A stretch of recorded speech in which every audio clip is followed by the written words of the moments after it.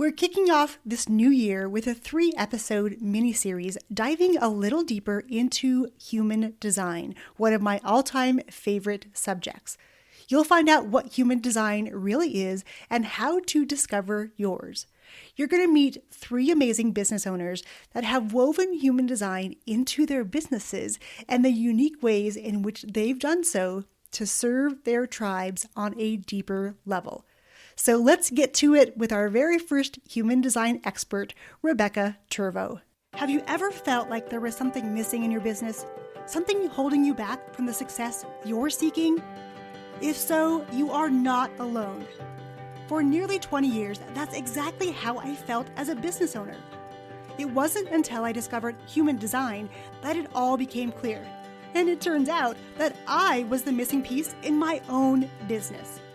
Join me on this journey of discovering the real me and hear stories from other business owners building businesses around all of their awesomeness. I'm Yang Pratt, and it's time, my friend, to amplify your awesome.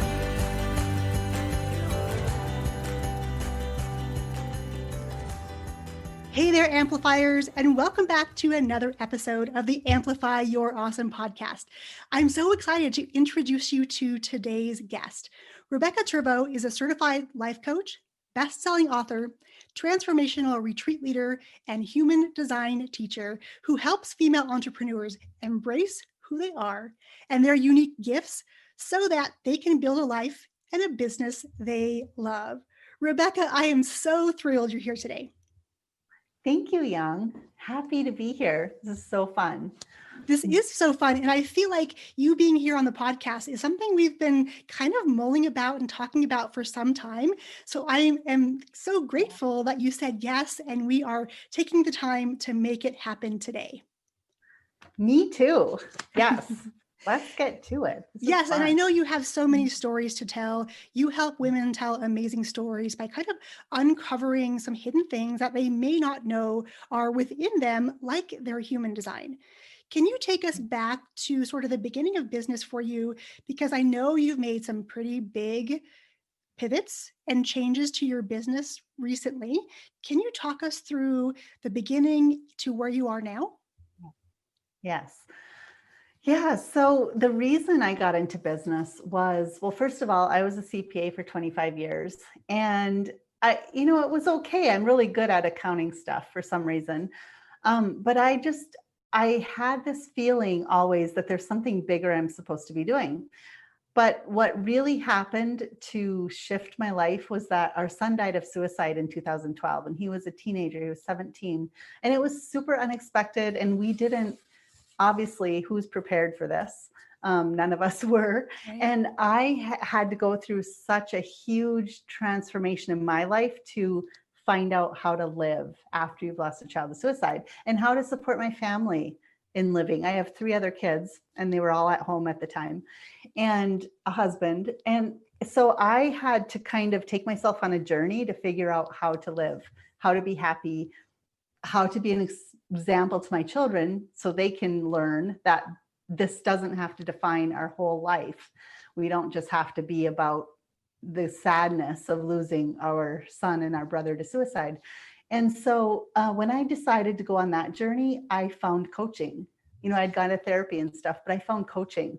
And coaching really taught me some amazing tools to help me get through my grief. So what happened is one day I decided that I was just going to quit my job. And I was working as a finance director at a foundation at a university. So I had a pretty high up position. A lot of people thought that I had the best job. Like they would want that job and everybody would want that job. Why would you quit? How silly, right?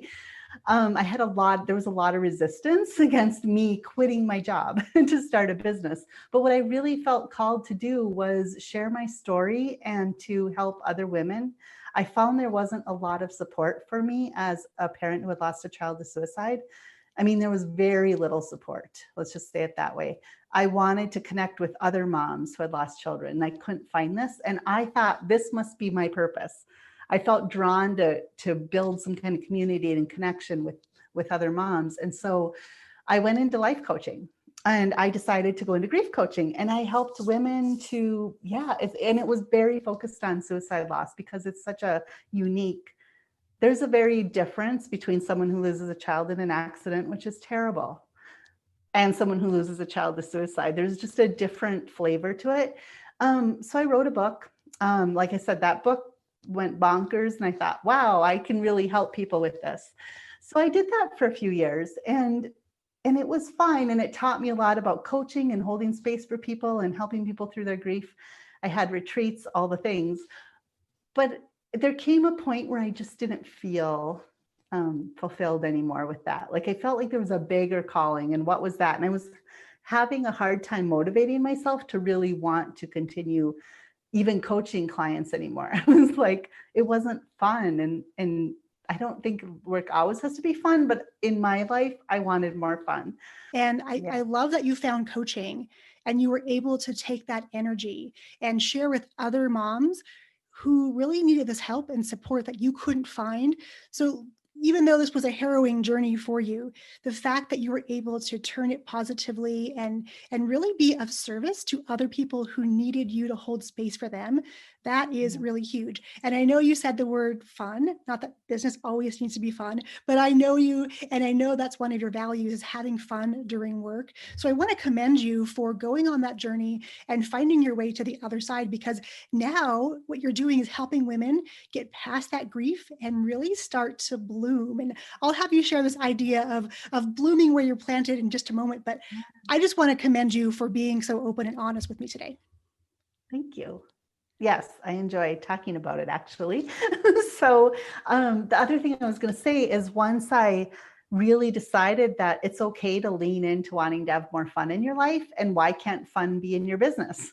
I just decided that I get to have fun in my business. So what happened then is I found, well, for one thing, I found human design. Okay. And that, I think that tool right there made a switch for me when I learned about like my unique gifts and why I want to probably have fun, like my connections and friendship things, and a lot of connection and communication in my human design chart.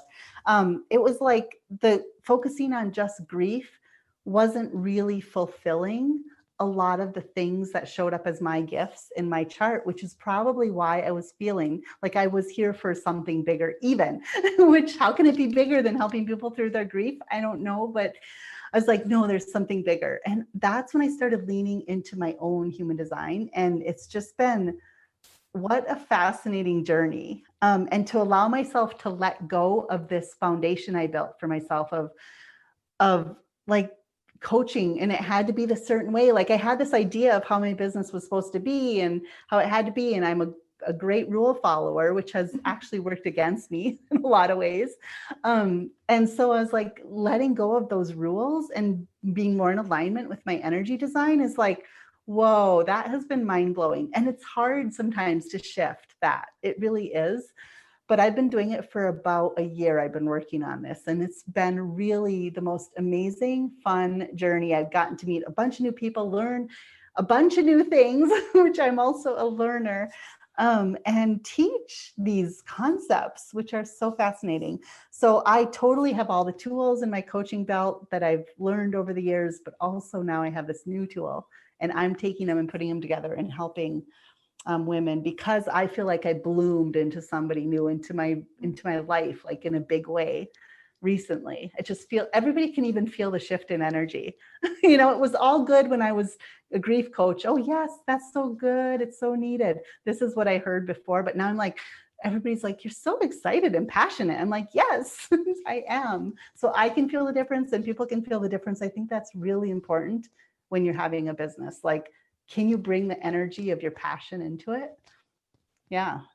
Absolutely. That passion part is so important. And I've been privileged enough to see you bloom, or you're in the process of blooming into this new person during our work together. And it's been so much fun for me to see you have so much fun in your business, Yeah. because that energy is definitely translating across time and space via video and everything that you're creating. So I love seeing that. And as a fellow rule follower, or shall I say recovering rule follower, I totally get it. For years and years, I did business the way I thought other people wanted me to, or I did it in a way that I was following someone else's success, and then I wasn't seeing the successes they were having. And I almost gave up this entrepreneurial journey because I thought there was something wrong with me because I never saw the successes that my peers saw. And it was just draining to know that, I wasn't able to measure up. And I just felt like, there was just something missing. So for me as well, when I discovered human design, it was as if all the pieces in this crazy puzzle somehow magically aligned, and the heavens opened up, the stars were shining, the sun was shining, Yeah. and this beautiful light all of a sudden was in front of me, and the answers were there. So let's Yeah. let's dive into human design, because I know not everyone who listens to the podcast is familiar with human design. So, can you start by telling us what human design is? Well, I just want to say, like, in general, if you think of all those personality tests, like the Strengths Finders and Myers-Briggs and Enneagram, which I've never dug into Enneagram, but all of those things, this is like a really deep, in-depth personality test. It's like a good overview. It's like so specific and so unique to each individual person. And I think for me, it's way more useful than, those other things are useful, but in a more general way. This is actually based on science. So human design is only based on the date and time you were born. That's amazing. Like, how can you tell me anything about myself based on only my birth date? But it's based on, I Ching, astrology, Kabbalah. Like, you don't even have to know what those things mean, but there's like 5 different sciences that go into human design. And me being a researcher, teacher, learner type, just thinks it's all fascinating. I'm like, ooh, what does this mean? There's so many details. But I would say for people just to even know, like, people have made such big shifts in their life, even knowing their type, their decision-making authority, like just knowing some basics and leaning more into those is super amazing, right? I just love you can put so much strategy together with human design. Yeah, and it's been such a fun journey for me too, because now that I get to take what I know to, I'm not as much as a researcher as you. I do love all the sciencey bits. I'm kind of a science nerd. But I just Yeah. get to now take the parts that really are meaningful to me. And when I work with clients such as yourself, it's so nice to be able to know how to ask questions or to help you move to the next level based on how you're designed and how you're meant to show up in the world, how you're meant to engage with people. It's such a fascinating process, and it's been so much fun for me to pull these charts on my clients, just to kind of get the basics of what they're about, and just to sort of say to them, Yeah. hey, I know this about you. And then they say, oh, how did you know that about me? Right? It's almost like we can be fortune tellers, but it's not even like that. It Yeah. really is sort of just this beautiful way of looking at everything in your personality, and how you interact with people, how much energy you have. Like, there's so many facets of human design. So now that we kind of have a basic understanding that it's like a personality test on steroids, like it's Yeah. so Yeah. specific per person.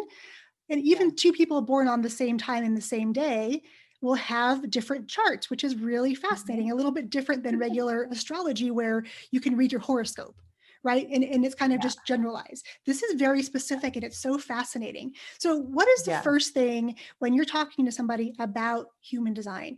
What is the first thing you want them to know about why they might want to discover their own human design? Well, I think that, and there's this really interesting quote, and I wish I had it in front of me, but from the founder, the synthesizer. My mentor likes to say the synthesizer of human design, because all the stuff was there. He just put it together and synthesized it. But one of his quotes talks about how what we've always been able to rely on, we never have relied on. Something like that, or what we've never been able to rely on is what we always rely on. Basically, what he says is that we get conditioned into acting and being a certain way. And then we just think, well, this is the way our life, and then there's so much struggle, there's so much frustration, there's so much anger, bitterness, resentment. But it's because it's not easy and flowy, because we're not really living in alignment with how we were actually designed to be. It's so fascinating that it can make such a difference when you know this. It's crazy. I mean, the people who are projector or manifestor energies, which don't really have the sacral center, they're over here trying to be the manifesting generators and generators. It's like two totally different kinds of energy. But it's like we're just kind of conditioned. I guess that's the best word to use, right? We're conditioned. When we're growing up, we're told you have to think and plan and act and think and plan. Like we're told to be really logical. And what human design allows you to be is see how can you really be into your body? How can you make decisions with your body, with your decision-making strategy, which has nothing to do with your brain. Your brain isn't here really to make decisions. I think that's interesting, and that's maybe a side path. But when we learn how to really be in our body, it's just so amazing how life can feel so much easier. And that's, I think, what human design is here to teach us. Absolutely. And you said it so beautifully that it's really just a way to know ourselves better. And that fact, I mean, when I learned that I was a projector, and like you said, most of the world, we grow up knowing that, okay, if you want to achieve something like going to college, you have to work really hard. You have to get good grades. You have to hustle, hustle, hustle. And there's no time for sleep. There's no time for rest. There's no time for anything other than doing that thing to achieve that goal. And for some people like myself as a projector, when I discovered that and I gave myself permission to stop hustling, oh my goodness. It was like these weights lifted off my shoulders and I could breathe again because I knew I didn't have to show up that way. Unfortunately, though, I think in this world, especially of online business, the people we see out there doing all these things probably are the more energetic types. They're not the projectors of the world going out making all these things happen, but because that's what we see and that's what we've been conditioned to believe we need to do. It's an interesting process to understand that it's okay to show up differently in your business.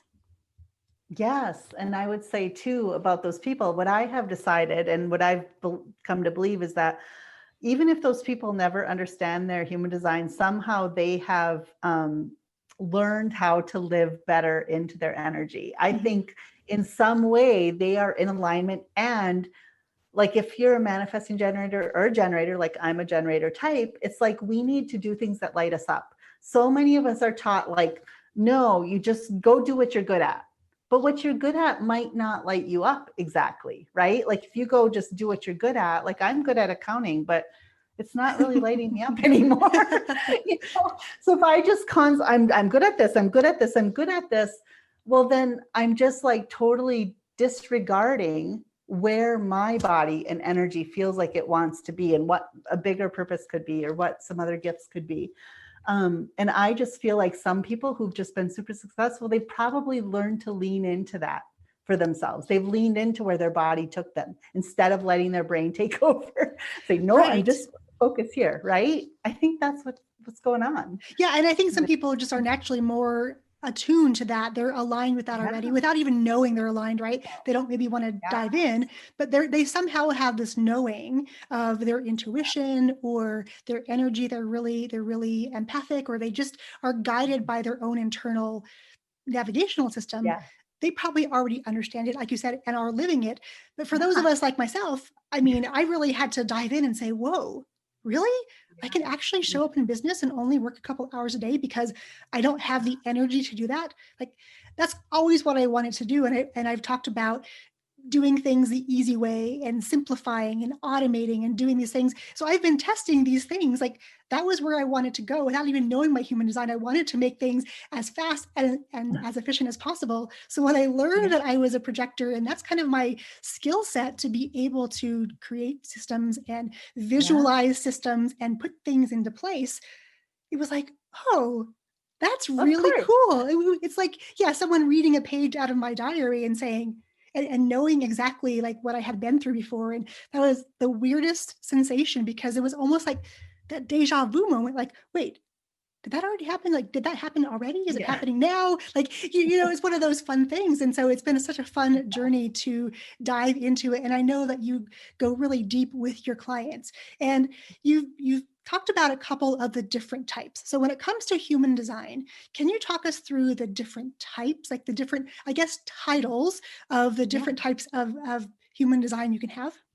Yes. So, one way that I have learned to describe it, which might make sense for many people, so I usually use this for my clients, is like if we were building a town, there's 5 energy types. The first type is a manifester. They would be the developer. They have this big vision. They're not like, they're not influenced by anybody outside of themselves. It's like they get a download from God or something, or like the universe sends them like, ta-da, and they're like, oh, and they can totally see this vision and they have this big vision. They're like, this is where we need to build this town. This is what it's going to look like. That's their job, is to keep initiating. That's all manifestors are here to do. Then there's our projectors like Jung. And projectors are really good at seeing that vision and taking it and being the architect of it. They can like put it down on paper and plan it out and gather the resources. Like they can see how to make it work, right? The manifestor's job is to initiate. The projectors are here to like put together the plan, right? And to make it work. Now, then there's like, I'm a manifesting generator. So there's generators and manifesting generators. We're the ones that are builders. Like we're going to build the town. So we're really good at like taking a lot of action based on someone's plan. Like we're really good at that stuff. Like generators are more focused, step-by-step people, and manifesting generators like me are more like trying to do a bunch of things at the same time, but in that way we find efficiencies in the process. So it's kind of our job to be interested in doing a lot of different things. It's like multitasking to the nth degree. And I actually thought that was bad about me before I found out my human design. I'm like, oh, well, this is just how I'm designed. Perfect. Like, it's funny how you can just allow yourself to be who you are. And then the reflectors, which is the last type, which is there's only 1% of the population. They'd be like the interior designers probably of the rooms or the houses, because they can come in and soak up the environment, and they just have like a knowing of what needs to happen, or how the space needs to look, or how it needs to feel, depending on the people that are going to be living there. That's the best way I can really describe it. It's really fun though, to think about what is your place in that process. Yeah, a really fun way to be able to think about building a town and where you would fall into that and where your skill sets Yeah. lie. So if Yeah. you could just take a moment as you're listening and think about the things that you're good at. Do you like to do a lot of things at the same time, like Rebecca, and maybe you're a manifesting generator? Do you Yeah. like to be the architect and plan these things? Are you the visionary person? Are you the person who would come in and decorate? Without even knowing your human design and pulling your chart, based on what Rebecca has shared with us and her descriptions, it really can tell us a lot about what we know about ourselves, and not just the brain thinking we know these things, but really just knowing them to the depths of our core, because that's really sort of where human design is. It's not a brain type thinking. It's the whole system working together, and decisions are not made with the brain, which is so counterintuitive to popular Very. culture. Yes, it's very counterintuitive. There is one decision-making type, which, I mean, without going into all of those, but there is one where it's like they need to kind of bounce ideas off of people. But that would be almost like the closest thing I could say to anybody having any kind of decision-making, that they need to use their head. Like, yeah, lean into our body, right? What feels right. Yeah. Yeah, and the feeling, and I know growing up, we hear a lot about how men usually aren't as feeling. Women have more feelings. We're more emotional. And it's interesting because in human design, it doesn't work like that. There's not like the male and the female, because No. everyone has a combination of both of these things. And it's okay for the men to be emotional.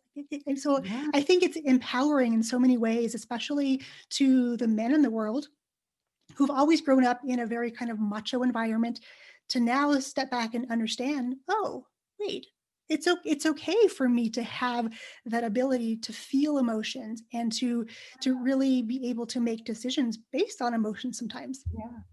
Yeah. I mean, I think that there's about half of the population has a defined emotion center and half doesn't. So some of us are empathic and some are giving off our emotions, and it's men and women. It doesn't matter if you're a male or female, right? It goes both with both. So yeah, good point. Yeah, there are so many different facets, and we could probably talk about human design for the next several hours and still not even Yes, tap into every bit of it because there's just right. so much No. to learn. And I feel like, because there is that wealth of knowledge, I'm learning what is working for me. And like anything, I tell my students all the time, you know, if I share something with you, take what works for you, and then what doesn't work for you, Yes, go ahead and let that just be. You don't need to deal with that. Just, if it feels good, if it works for you, if it's efficient, do that. And human design has been the same way for me. So let's shift gears a little bit and exactly. talk about this new business of yours, because it's something you've shifted into recently. You have this beautiful Yeah, visual aspect to your business. So when you're yeah. out there wanting to connect with your dream clients, how are you using your content to connect with them? Yeah. Well, I mean, so part of my design is I'm a teacher, right? So one thing I'm bringing into my business and knowing how to use content is by teaching through content. So I'm not as much a creator or there's other things you could be, right? Coach. I'm not as much of a coach as I am a teacher. So me leaning into the teaching part and being able to share, like, here's what I've learned in all my research about these things, I think helps draw people in. Also, I know, Yang, you're helping me with this of taking my content and being able to use it on different platforms. But because I'm a manifesting generator, I am not the kind who's going to be really focused on putting these processes step by step into place. It's just not my strength, to be honest.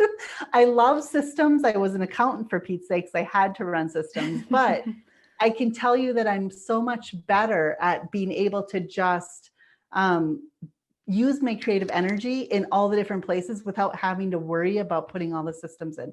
So what Yang is helping me do is put a system in. So amazing. This is exactly what I need.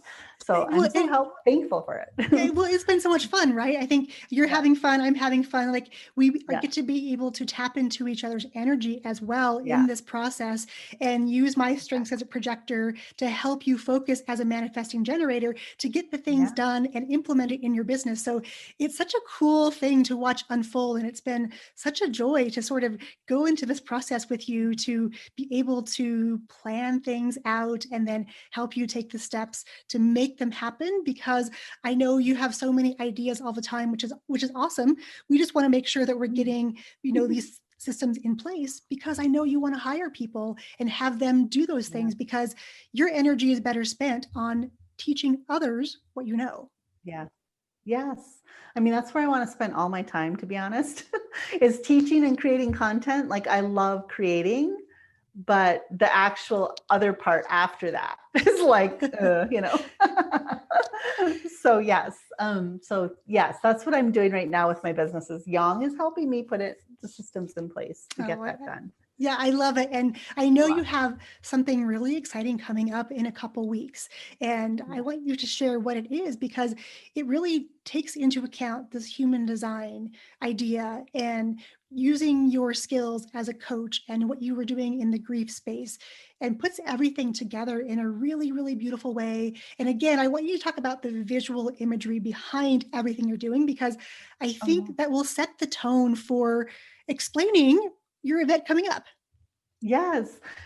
Yes. So actually my business seems to be evolving around flowers. So blooming, right? Blooming is like a big part of, I feel like, what my transition has been, from losing a son to suicide to blooming into a new business to blooming into another new business. Like, we just continue the blooming process. So I have a retreat coming up, and I do regular retreat. I do retreats every year. So this retreat is in January, right? And this is coming out in January. I know we're recording it ahead of time, but so my retreat is going to be called Renew and Bloom, and it's Renew and Bloom 2021. So what I want this retreat to be about, and my intention is that we're going to come in, we're going to clear out the energy from 2020, right? There's a lot of energy going on in 2020. I want us to clear that out. What doesn't work anymore? Something's not working. We're going to look at our human design as a tool to figure out, what do you want to do, like, use your energy in the best way in your business, in 2021. So there's going to be some intentions. We're going to create some maybe plans, but it's going to be using the tool of human design and also using that subconscious programming tools that I have for really sinking into, knowing what your inner guidance is saying. It's not about what I think you should do or what anybody else. What is your inner guidance saying? So this is what this retreat is going to be about. And I think it's going to be I keep this small. These are intimate, like 10 people. So there might be still few spaces when we're talking, and I'll have a link in my, on my website. You can go check out if there's space left. But yes, I would love for everybody to check it out. So I wanted to take a moment and just think about this image of the flower, because if you think about where a flower starts as this seed and it goes through all these different phases of growing and blooming, and then it goes into dormancy and it kind of goes again. So if you think about that in relation to your business and the parallels in your business and in your life as a whole, it's such a beautiful picture of thinking, okay, I get to bloom into this beautiful flower this year, and maybe next year it'll be a different kind of flower. And that idea of at the end of your life, you will have bloomed an entire garden of gorgeous flowers. I mean, thinking about that, it just makes me giddy inside thinking, oh, I did that. So if we can think about business as these beautiful flowers we plant, there's just something magical about it. So when you share this idea with me, immediately brought up so many beautifully visual images in mind. So kudos to you. Oh, and I forgot to say, so that is part of this. This is about planting the seeds for 2021, right? We're going to be in January. We're kind of in a dormant stage. Just think of winter and dormancy and, what does your garden do in the winter, right? But it's like you're getting ready to bloom this next season, right? Yes. So that's what I want. This retreat is about that. So my retreats will go along with those seasons and flowers. If you're interested in renewing and planting for 2021, come check it out. It's going to be fun. And Rebecca, give us the website address so we can come check that out as well. Yes. It's going to be a link on RebeccaTurbo.com. So, and will you have a link in the show notes? Yep, I will absolutely put a link in today's show notes for this episode. Yes. So you can just visit the show notes page and get linked directly to all the information you need about Rebecca's upcoming retreat. So if you're somebody who is ready to bloom and you like this idea of growing and you would love Rebecca's help and knowing your human design and her subconscious tools that she has. She has a whole arsenal of tools. She's learned so many things. When she tells me all the things she's been learning in the past just year even, I'm blown away because there's so many modalities that she's bringing into her programs. And I can't wait for all of you to learn more and get her help to really sort of start to bloom where you're planted, despite any of the circumstances that are external to you, because we all have those. But how do you thrive in any sort of environment and move forward? I love it. Yes, exactly. That's beautifully said. Thank you. My pleasure. And this whole idea just, gives me pleasure to talk about because it's so fun. And, your value is fun. I've been trying to embrace fun because, if life isn't fun, I think there's that bumper sticker. If something isn't fun, why do it, sort of thing, right?